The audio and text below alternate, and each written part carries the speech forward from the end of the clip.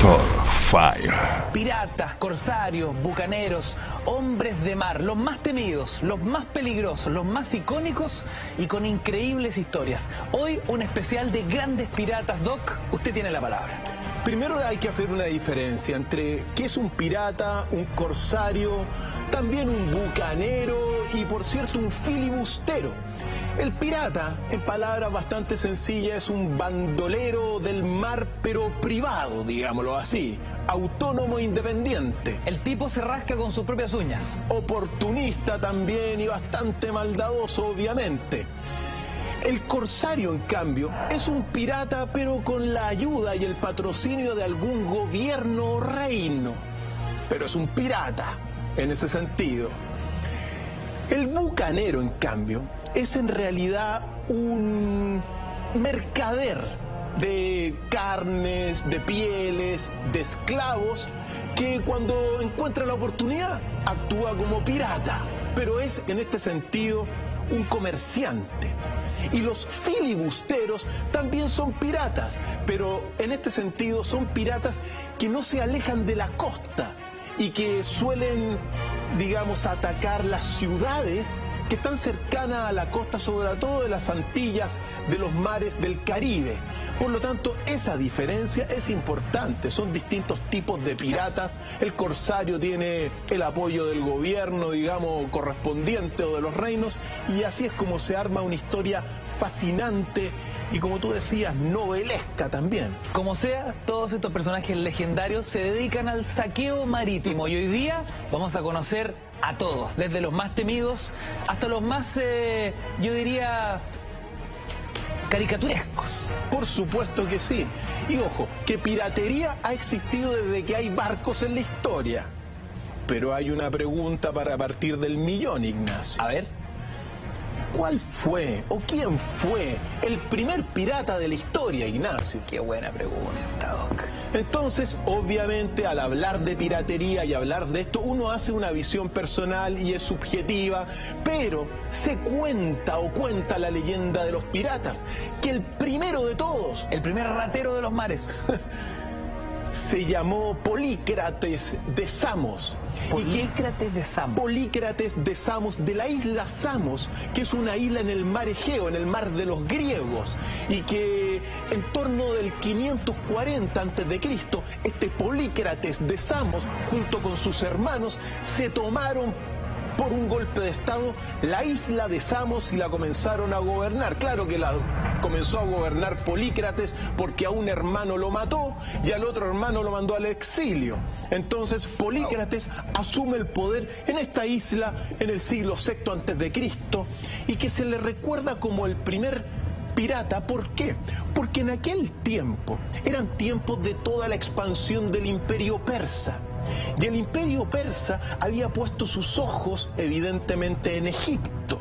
Con Ciro I había comenzado a caminar contra Egipto.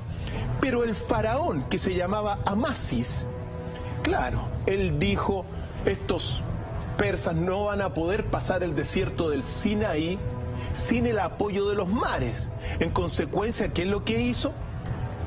Se apoderó, digamos, de toda la navegación de ese mar Mediterráneo y un poco más allá. Y es ahí cuando aparece Polícrates, porque Polícrates en un primer momento le dice y se contacta con el faraón de Egipto, Amasis, y le dice: bueno, a cambio de algunas monedas de plata y oro para poder construir la navegación, yo te voy a ayudar para que este ejército persa no pase por el desierto del Sinaí. En consecuencia, Polícrates, bueno, ayuda en un primer momento a el faraón Amasis. ¿Y qué es lo que sucede? Al poco tiempo, y por circunstancias que el mismo Heródoto, padre de la historia, lo narra en un pasaje bastante pintoresco, Polícrates lo que hace es darle la espalda, traicionar a Amasis, y en consecuencia, bajo esa traición y sin el apoyo, después de que le había construido los barcos con la plata y el oro de los egipcios, le da vuelta la espalda y en consecuencia los persas logran internarse y tomarse Egipto. En consecuencia, lo primero que uno ve aquí, la traición por fines económicos de un pirata que era Polícrates. Ahora, la historia, esto fue muy relevante porque en ese mismo momento el imperio persa se tomó Egipto. Entonces se tomó todo el imperio Egipto, estamos hablando del siglo VI. ¿Y qué es lo que sucede después? Claro, un sátrapa del imperio egipcio, del imperio persa, gobernado en aquel momento por Cambises, le dice a Polícrates que lo invitaba a Lidia, que era donde estaba el sátrapa. Recordemos que el imperio persa se dividía en grandes regiones que eran las satrapías, al mando de un sátrapa, que daba cuenta, en este caso al gran rey Cambises, al gran rey persa. Entonces, ¿qué es lo que sucedió? Que lo invitó, pues. Lo invitó, como había de alguna forma Polícrates ayudado en la caída del imperio egipcio, lo ayudó, y cuando llegó a Lidia, adivina qué le pasó, querido Ignacio, el destino del pirata desde el principio. El sátrapa Oretes simplemente tan pronto llegó, lo mató a Polícrates, porque de alguna forma no confió. Claro, si había traicionado al faraón de Egipto, era posible que lo traicionara a ellos también.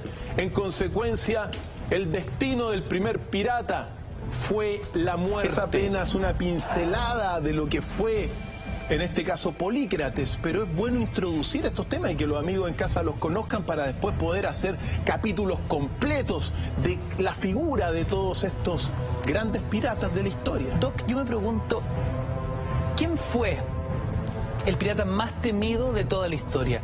¿La literatura y la revisión histórica en sí misma coinciden en un solo personaje? Mira, hay que decir que todos los piratas en realidad en un momento dado eran bastante temidos. Porque muchos de ellos eran horriblemente sanguinarios. Por supuesto, les gustaba emborracharse, recordemos, asaltaban las ciudades, estaban en contra de la ley, no respetaban ninguna ley, era la ley de ellos.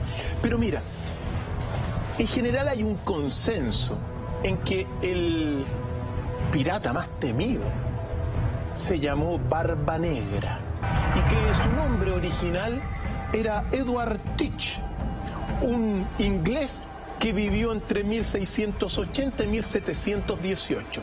Ahora, ¿por qué se dice que era el más temido? No solamente por su alta figura, su apariencia fuerte, sino que también porque sobre todo se adornaba la cabeza y sus sombreros con unas cerillas encendidas, de tal forma que muchos decían cuando se acercaba que era el pirata demoníaco o el diablo hecho pirata, debido a que de su cabeza salía humo de estas cerillas.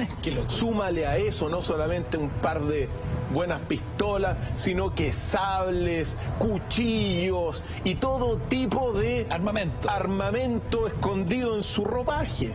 Entonces, por eso en principio se le llama o se le reconoce como el pirata más temido de la historia. Y por cierto, evidentemente que fue un saqueador de todos los mares. De alguna forma paseó por todo lo que es, sobre todo lo que es el Caribe, y recordemos que eran tiempos de la edad de oro de la piratería. Ese siglo XVII, 1600, incluso hasta principios del siglo XIX, 1790 y tanto. Fueron toda una edad de oro de la piratería.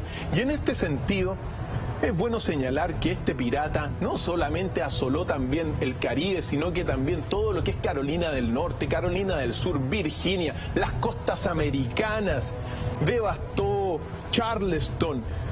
Y bueno, después de hacerse famoso por lo temido, en un momento dado de la historia, según se cuenta, ahora todo esto tiene muchísimo de leyenda, porque hay pocos registros, pero se cuenta que en un momento de la historia, después de que dejó la escoba por varias partes y que tenía ya sus botines bastante atesorados, decidió detenerse y dijo que, mira, voy a parar la piratería.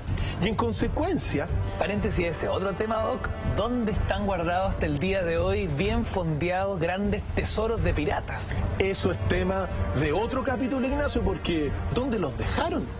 Hay muchísimos tesoros de piratas. Se dice que los dejaron. Claro.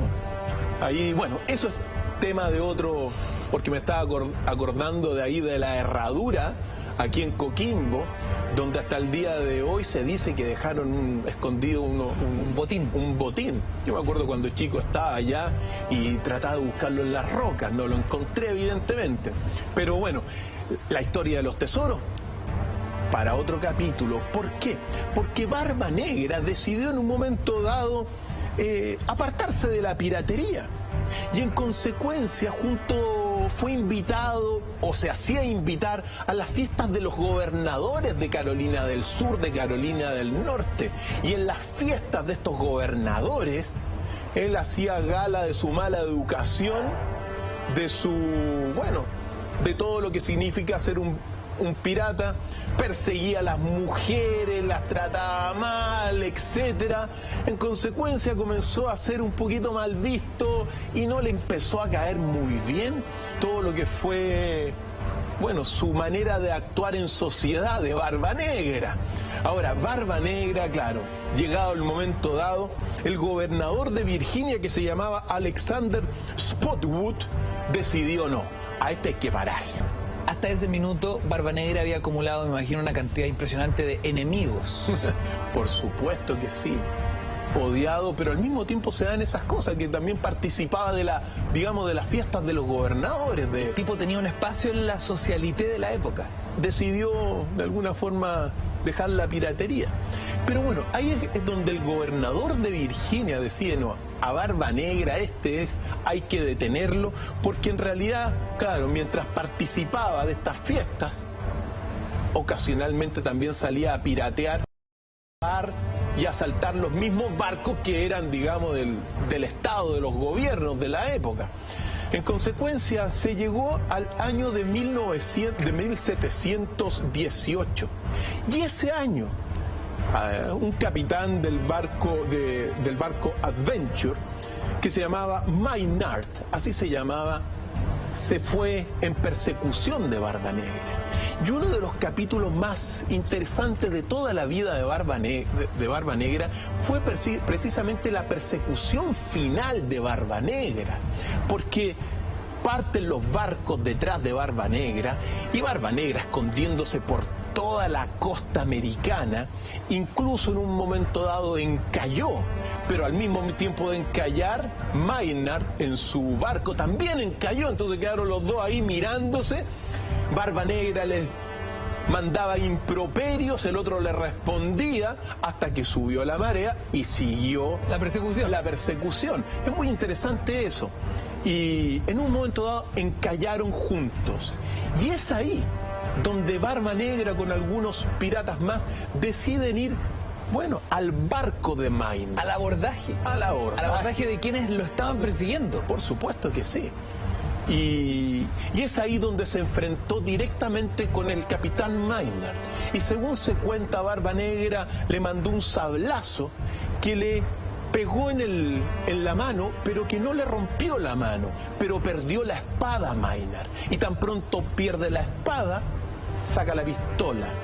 Y con la pistola, según esta leyenda, le disparó a Barba Negra. Inmediatamente apareció uno de los marineros de Maynard y le manda un cuchillazo y le corta la cara a Barba Negra. Al poco tiempo muere. Según lo que se cuenta, al menos Barba Negra murió con 25 cuchillazos y, el pistolazo que le llegó. O sea, se ensañaron con él. Se ensayaron. Lo remataron. Por supuesto que sí. Y la guinda de la torta fue que Maynard le cortó la cabeza a Barba Negra. Decapitado. La plantó en un mástil y se fue a Virginia al gobernador con la cabeza de Barba Negra como una especie de estandarte. ¿Cuál trofeo? ¿Cuál trofeo? Eso fue a grandes rasgos, la película. la historia de Barba Negra, que ha dado origen a muchas películas, por ejemplo, Los Piratas del Caribe, que es súper famosa. También grafica, hay un pirata que grafica a Barba Negra, el más malo de los malos. Por lo tanto, la historia del más temido, sobre todo por su apariencia diabólica en el sentido de que le salía humo por la cabeza, Barba Negra, Ignacio. En este ejercicio de la piratería, Doc, como hablábamos respecto de los tesoros, muchísimo dinero, muchísimas joyas, muchísimas riquezas estaban en juego. Yo me pregunto, ¿cuál fue el más exitoso? ¿Cuál pirata es el que finalmente en este negocio sucio e ilegal de manejar sus propias reglas resultó ser quizás el vencedor? Mira, se dice que se llamaba Bartolomé Roberts y que asoló no solamente las costas americanas, y aquí al menos aquí vemos algunos recuerdos, sino que también todo el oeste de África, entre, bueno, principios del siglo XVIII. ¿Por qué fue exitoso? Porque se cuenta que logró capturar los tesoros y, bueno, todo lo que transportaban 470 navíos en la historia. El tipo armó un imperio. Imagínate, 470 navíos capturados por Bartolomé Roberts. ¡Qué locura! En su famoso barco que se llamaba Fortuna. Entonces, qué ironía.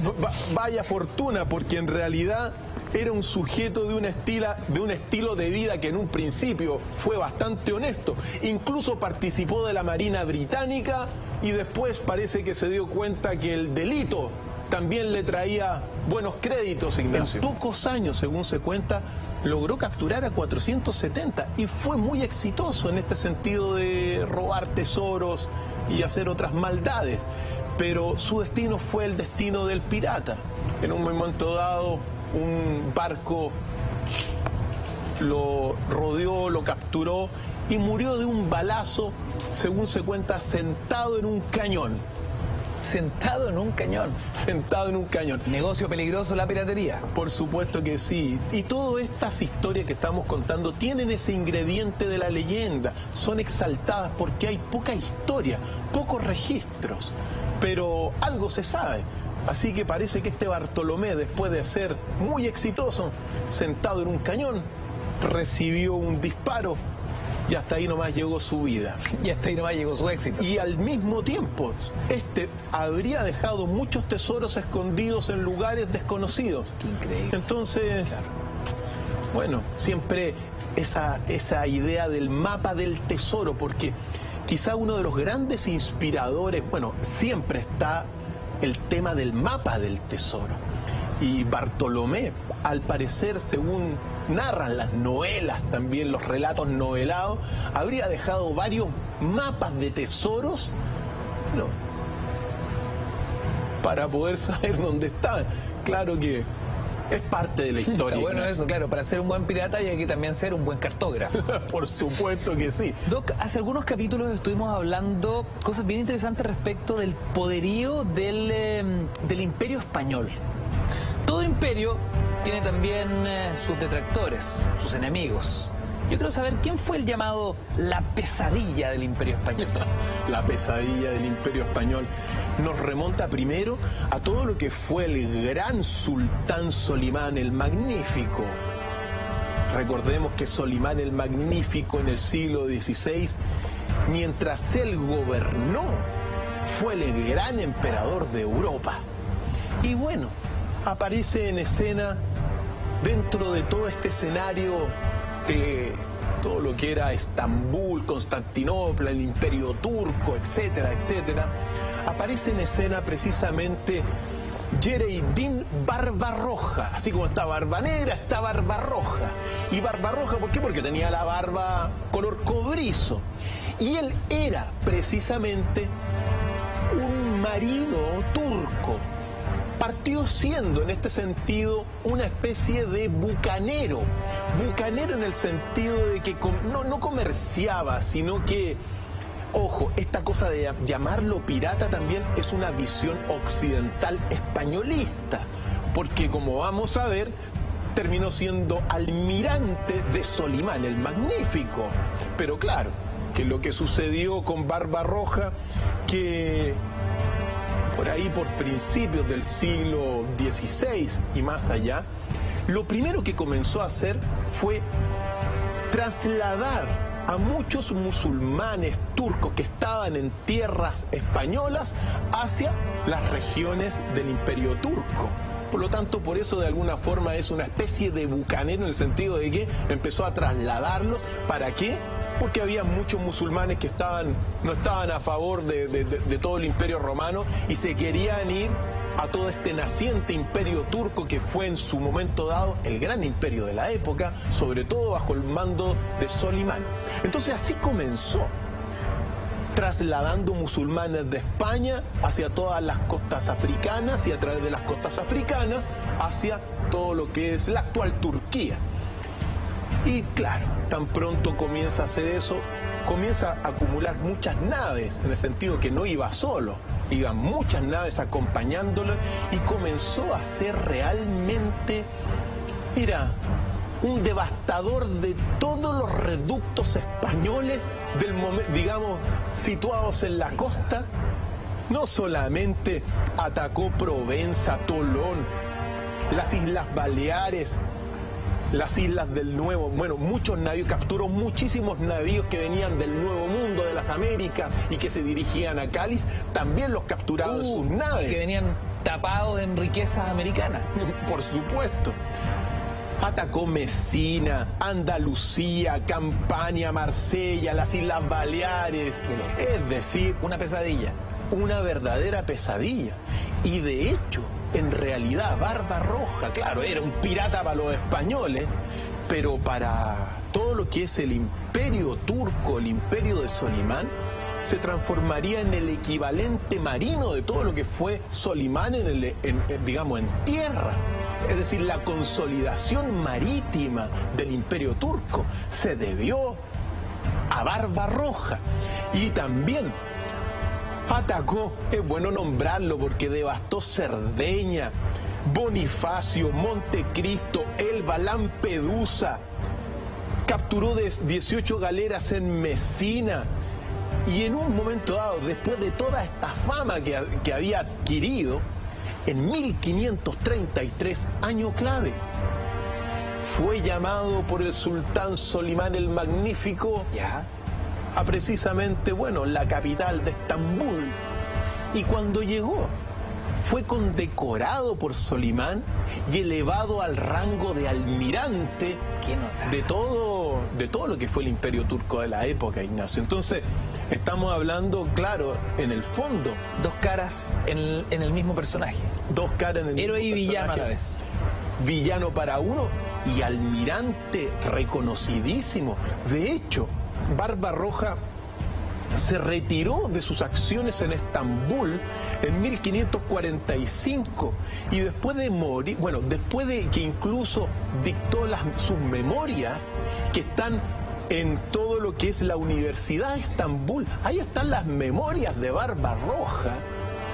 Murió pacíficamente y está enterrado en un mausoleo en el distrito de Besiktas, muy cerca de Estambul, digamos en Estambul. Entonces pasó a ser un almirante héroe, pero que para los españoles era un pirata, o más bien dicho, un corsario. Claro, si le dicen pirata, es más peyorativo que decirle corsario, porque el corsario de alguna forma tenía el apoyo del gobierno o del reino correspondiente. En este caso, evidentemente, Barbarroja fue un corsario, Ignacio. Así que es parte de la historia y parte de estos ingredientes que van haciendo pintoresco, pero al mismo tiempo devastador.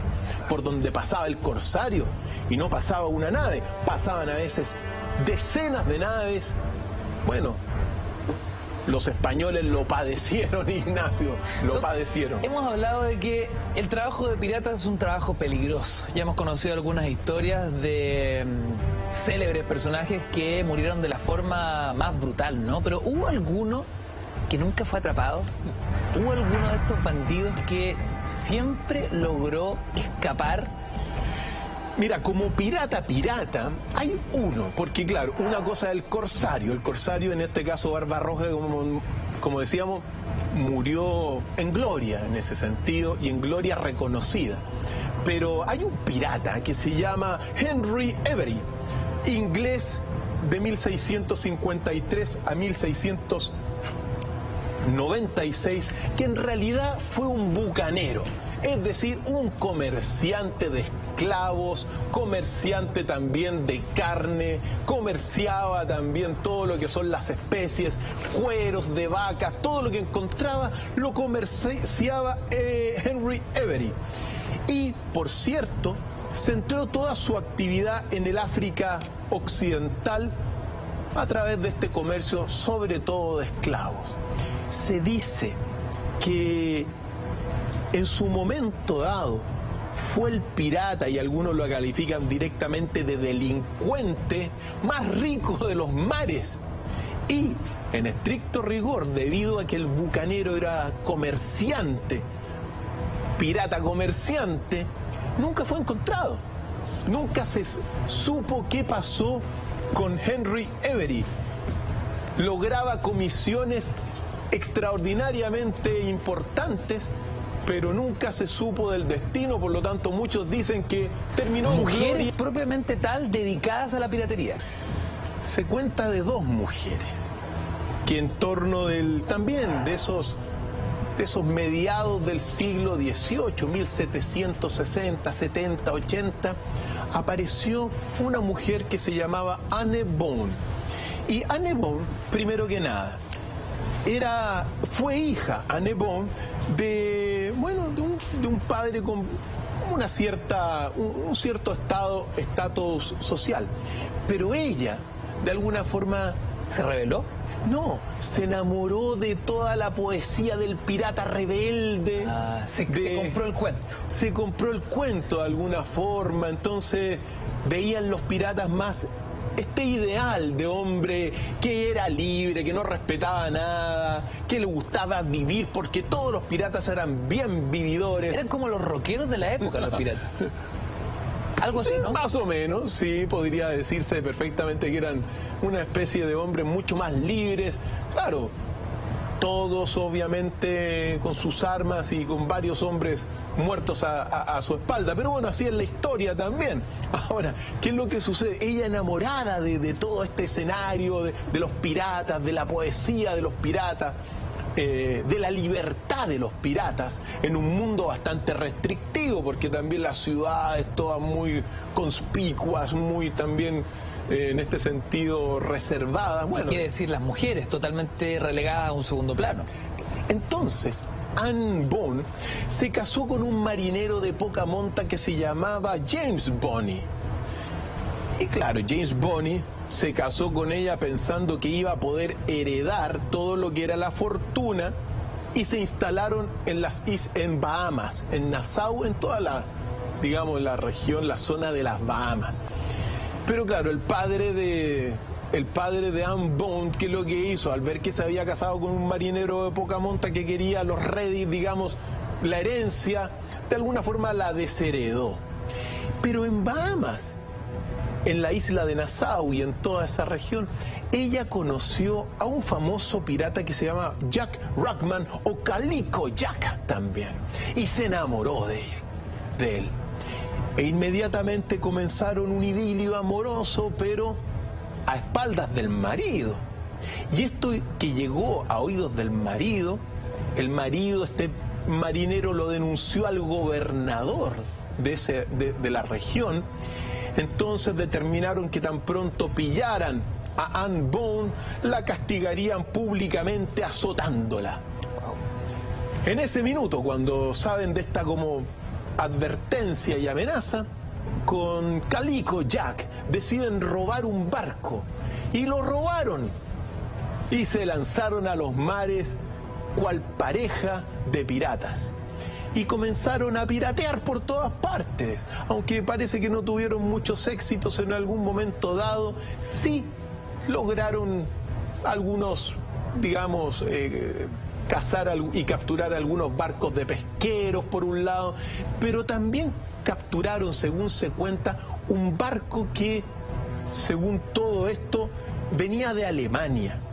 Y en ese barco alemán apareció un hombre aparentemente muy fino, muy bello, muy delicado, un hombre, eso sí. Y Anne se acercó a este hombre, supuestamente, y empezó a tener, digamos, a conversar con él, a tener una amistad más cercana, con tal de Calico Jack se puso celoso, Ignacio. Y en el momento dado en que se pone celoso y dice, a ver, un momentito, ¿quién es este hombre? Descubrieron que en realidad no era un hombre, sino que era otra mujer. No, disfrazada de hombre. Disfrazada de hombre, y que había en ese momento dado, bueno, estado en este barco alemán.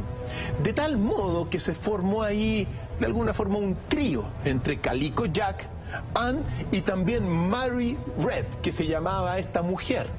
Por lo tanto, cuando hablamos de la historia de los piratas, Anne Boone y Mary Red se convirtieron quizá en las dos piratas más famosas de la historia. Y peleaban igual que cualquier otro pirata. Sacaban su arma, sus sables, su espada, y peleaban y eran muy fieras. A tal grado que en 1720 deciden capturar y se van en contra de Calico Jack y del barco con estas dos mujeres, y los marinos de Calico Jack eran un poco perezosos y buenos para el trago, con tal de que cuando son capturados, en realidad no pusieron mucha resistencia. La noche anterior se habían pegado una noche de aquellas, entonces los capturaron. Con una resaca brutal. Así es, no hubo mucha resistencia, y las dos mujeres fueron las que terminaron peleando contra todos los asaltantes, en este caso del gobernador de ese momento, y son capturadas. Y claro, Calico Jack y todos sus hombres son condenados a morir, pero ellas dos se dicen que están embarazadas, entonces las respetaron en un momento dado, con tal de que incluso Anne Boone se cuenta que pudo visitar a Calico Jack en su celda y le dijo lo siguiente, según cuenta la narración legendaria. Le dijo: lamento verte así, Jack, pero si hubieras luchado como un hombre, ahora no tendrían que colgarte como un perro. ¡Oh, qué humillante! Se dio media vuelta y se fue. Mary Red murió de fiebre al poco tiempo. Y Calico Jack también murió ahorcado, pero Anne Boone, que estaba condenada a morir después de tener el hijo, se cuenta que la noche antes de morir... Doc, deténgase ahí. La noche antes de morir, vamos a hacer un breve alto y siento casi...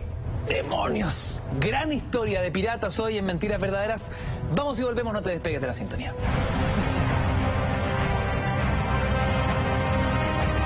Y Anne Boone, la noche antes de morir, producto de haber sido pirata con Jack Calico, se cuenta que desapareció de la celda, Ignacio. ¿Cómo? La iban a ejecutar por orden del gobernador de Jamaica y la noche antes... ¿Se fumó? Se fumó. Y ahí comienza un poquito la leyenda, porque se dice que el padre de ella habló con el gobernador de Jamaica y le prometió que la iba a meter a un convento y la haría monja. Así que aparentemente la primera etapa de esa salvación fue: el papá la tomó, la sacó de la celda, me imagino que le habrá dicho un par de cosas, y a un convento fue ordenada monja. No, ¿cómo? ¿De pirata a monja? De pirata a monja. Eso da para una buena historia. Sin embargo, aparentemente después se volvió a casar y tuvo una familia. Imagínate la historia de esa Anne Boone que le iba a contar a los nietos. Imagínate, de pirata, monja y después casada y con hijos. Esa fue parte de la historia de estas mujeres piratas recordadas, sin lugar a dudas, dentro de bueno, de este pasaje que estamos viendo. Quiero llevarte a una pregunta incluso más importante, Ignacio, o bueno, que es, ¿quién se robó el tesoro de Montezuma? Pregunta, Doc, que a esta hora de la noche muchos se cuestionan en nuestra cuenta Twitter, @mentiras_la_red. ¿Dónde demonios está el tesoro de Montezuma? Recordemos que Hernán Cortés en 1520 terminó por conquistar todo el imperio azteca, todo lo que fue Tenochtitlán, y en este sentido tomó todo lo que fue el tesoro de Montezuma, Ignacio. El tesoro de Montezuma, uno tiene que recordarlo, en realidad fueron miles de kilos de oro, de plata, también brazaletes, collares, máscaras de oro, todo lo que son adornos de jade, plumería, perlas, y todo eso Hernán Cortés lo puso en un barco al mando de dos capitanes que eran Antonio Quiñones y Alonso Ávila. Ellos dos partieron con rumbo a España para darle este tremendo tesoro, Ignacio, del imperio mexica o azteca. Así que partieron llenísimos de oro, Ignacio. Imagínate esos barcos. Bueno, eso fue uno de los primeros grandes envíos, pero después todo el mercantilismo era puro envío de oro para allá, quiere decir, después con los capitanes españoles detenerse en las Islas Azores. Y cuenta la historia en este sentido que Antonio Quiñones, que era bueno, se decía que era muy valiente, pero también que era un buen amante, bajó en las Islas Azores y en esa noche de amor terminó acuchillado por aparentemente dado, no sé quién lo mató, pero sea lo que sea, murió. Por lo tanto, el cargamento de Montezuma quedó en manos simplemente de Alonso de Ávila y partió con rumbo a todo lo que era, bueno, la España propiamente tal, en el momento dado en que aparece Juan Florín o Jean Fleury. Y Jean Fleury, en este trayecto a la península ibérica, fue él con 6 naves más que rodearon esta flota riquísima y robaron el cargamento de Montezuma, Ignacio. De hecho, Jean Fleury o Juan Florín fue el que inició todo lo que va a ser la piratería propiamente tal y el robo de los barcos españoles y otros tantos que venían de las Américas. De hecho, se cuenta que él la inauguró, pero que terminó en toda su historia robando 150 barcos. 150 barcos. ¿Dónde están? Bueno, parte del tesoro de Montezuma se cuenta que se lo llevó al rey de Francia. Entonces, imagínate lo que significó. Sin embargo, en este sentido,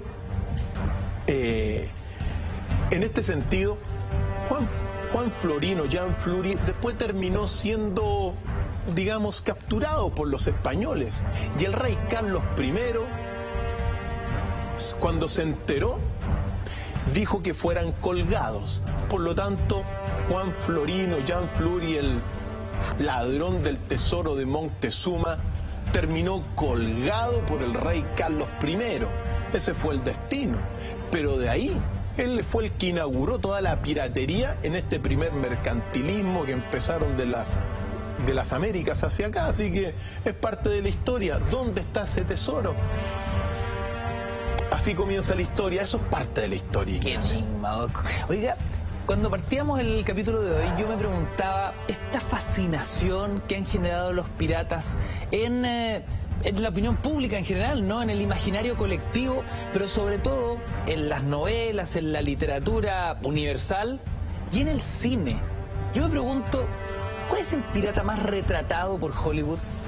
Mira, el pirata más retratado es, creo que quien se llamó Henry Morgan. Henry Morgan vivió entre 1635 y 1688 y en realidad fue un corsario y filibustero porque tenía en un principio todo el apoyo del reino británico para hacer sus fechorías. Entonces tenía el apoyo de la nobleza inglesa en ese sentido. Y también filibustero porque fue realmente Henry Morgan un devastador de las costas. Saqueó Panamá, Maracaibo, Gibraltar, Puerto Príncipe, Portobelo, la isla de Jamaica, como un verdadero filibustero.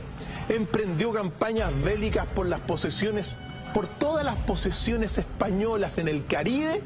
Este corsario inglés, pirata en este sentido, apoyado por el gobierno inglés.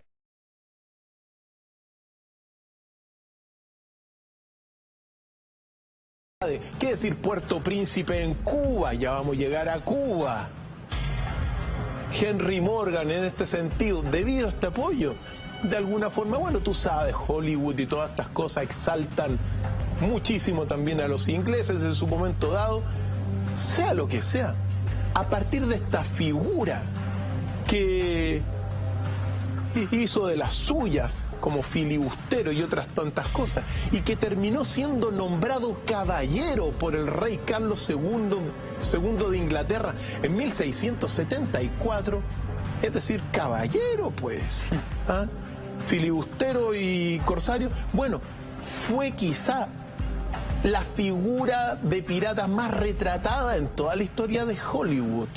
Grandes actores participaron, digamos, o encarnaron a este pirata Henry Morgan. Por lo tanto, famoso en este sentido por ser apoyado por el reino de Inglaterra. En 2016, ¿existen piratas en nuestros mares? ¿Es posible eso? Por supuesto que sí. Hoy día hay piratería en el mundo.